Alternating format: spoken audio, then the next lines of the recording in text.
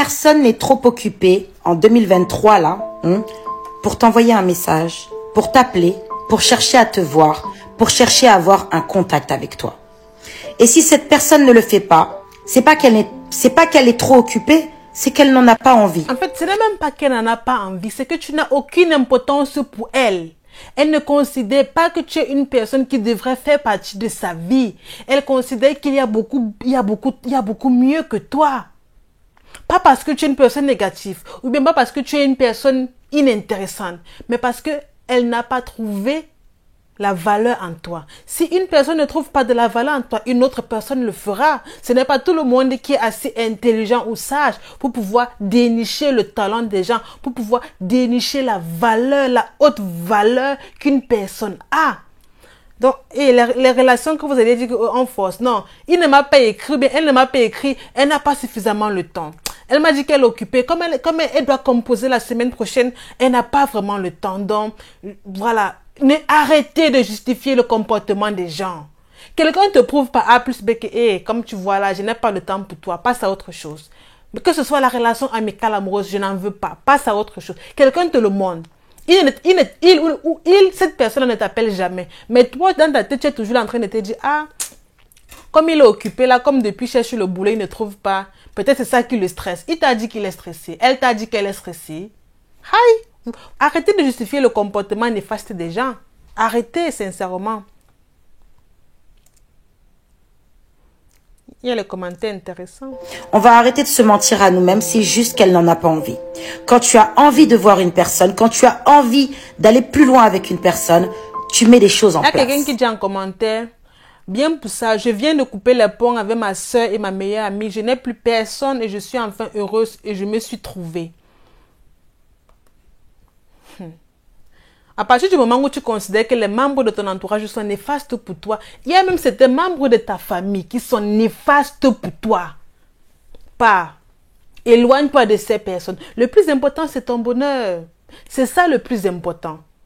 Tu n'as pas forcément besoin d'être en contact avec tout le monde pour être heureux. Non, non, non, non, non, non, non. Toi aussi. Choisis juste certaines personnes-là qui veulent prendre soin de toi. Ces personnes-là qui se préoccupent, voilà, j'ai trouvé le mot. Ces personnes-là qui se préoccupent minimum de ton existence sur Terre. Juste ça. Parce que il y a des gens qui vont dire, ah mais, wow, en fait, j'ai vu ton appel dernièrement, tellement j'étais occupée. Ça fait 2 mois que tu as appelé, la personne n'a jamais répondu jusqu'aujourd'hui. Tu as relancé la personne. Pourquoi tu fais les choses comme ça? Sauf si tu as un profit derrière la personne que tu ne peux pas laisser passer, oui. Mais si ce n'est que des relations comme ça, mais toi aussi, tu écris à quelqu'un lundi, mercredi ne t'a pas encore répondu, jeudi poste un truc sur son statut, il ne t'a toujours pas répondu. Tu relances la personne parce que tu te dis, ah peut-être la personne a vu, la personne a oublié, ce qui est tout à fait normal bien sûr. Ça se répète 1, 2, 3 fois, tu passes le temps toujours à relancer la personne, pourquoi tu fais les choses comme ça? Et après tu vas dire qu'on ne me respecte pas. Hey. De par ta manière de te comporter, les gens vont te respecter. Si tu passes le temps à t'agripper aux gens qui te prouvent que tu n'as pas vraiment d'importance dans ma vie, tu crois qu'on va te respecter quand? Personne ne va te respecter. Personne. Ça commence par trouver un peu de temps dans ton agenda pour savoir comment va cette personne, pour parler à cette personne. Tu cherches à voir cette personne. À partir du moment où tu ne fais rien de tout ça sous prétexte que tu es trop occupé, on n'est jamais trop occupé pour des gens qu'on affectionne. Jamais. Si quelqu'un te dit, ah mais j'aime bien ta compagnie, et qu'il te montre, ou bien cette personne te montre de toutes les façons qu'elle est beaucoup trop occupée pour t'accorder juste un tout petit peu de son temps. Et elle est en train de te dire que, bref, comme tu vois là,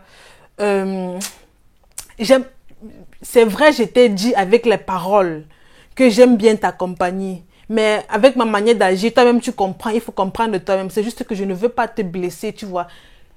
Il y a des gens qui sont incapables de te dire en face que, bon, comme tu vois là, je pense pas qu'entre nous deux ça colle vraiment. Je n'apprécie pas trop ta compagnie. J'aime pas trop le contact avec toi. Tu ne m'apportes rien. Il y a des gens, en fait, et du coup, elle voit ton message vu, ignoré. vu et ignoré. Toi, tu es toujours là, tu ne passes le temps à relancer la personne. Pourquoi tu fais les choses comme ça? Un peu de dignité, un peu de respect pour toi. Juste un peu de respect. C'est du pur mensonge.